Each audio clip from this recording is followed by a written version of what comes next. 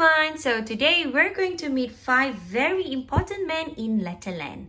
Are you ready? Let's go! So these are the 5 very important men in Letterland, the Vowel Men. You may have already met them. There's Mr. A, the apron man, Mr. E, the easy magic man, Mr. I, the ice cream man, Mr. O, the old man from over the ocean, and Mr. U, the uniform man. The 5 vowel men are the only Letterlanders that ever say their alphabet names in words. A, E, I, O, U. But what happens when you see these vowel men out walking together in Letterland? Most of the time, all you need to remember is this simple song. When the vowel man goes out walking, the first one does the talking. The first one says his name, but his friend won't do the same. Let's try it one more time. When the 2 vowel men goes walking, the first one does the talking. The first one says his name, but his friend won't do the same. Yay! So, in a word like easy, Mr. E says his name, E, while Mr. A stays silent. That is because he is busy looking out for robots who cause trouble by capturing vowel men as they walk through Letterland. Let's join some of the vowel men while they are out walking. When Mr. A and Mr. I are out walking, Mr. A does the talking. He just says his name, A, but his friend won't do the same.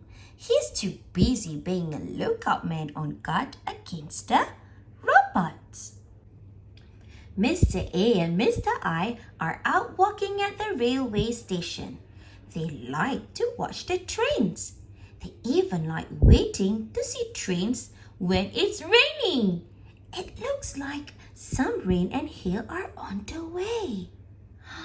I'm afraid the man who's painting the drains will complain. But there's a beautiful rainbow. And everyone else looks happy waiting for their train. There's a girl in a shiny raincoat with a lovely daisy chain. A boy mailing some letters. There he is! A sailor and his friend. Oh, look! And a man reading his daily newspaper. Anyone will go on the summer trail? They would ride on a train and then go sailing for a whole day. When Mr. A and Yo-Yo Man go out walking, Mr. A does the talking. Mr. A's usual walking partner is Mr. I. But when Mr. A has to say his name at the end of a word, it's no use taking Mr. I with him, because Mr. I feels dizzy at the end of most words. So, Mr. I and the Yo-Yo Man have agreed that Yellow Yo-Yo Man will take over at the end of words. Ta-da! Yellow Yo-Yo Man is very happy to help out today, as it means he gets to go on a holiday with Mr. A. They were on their way, but now they are dismayed to read on the display that all flights are delayed.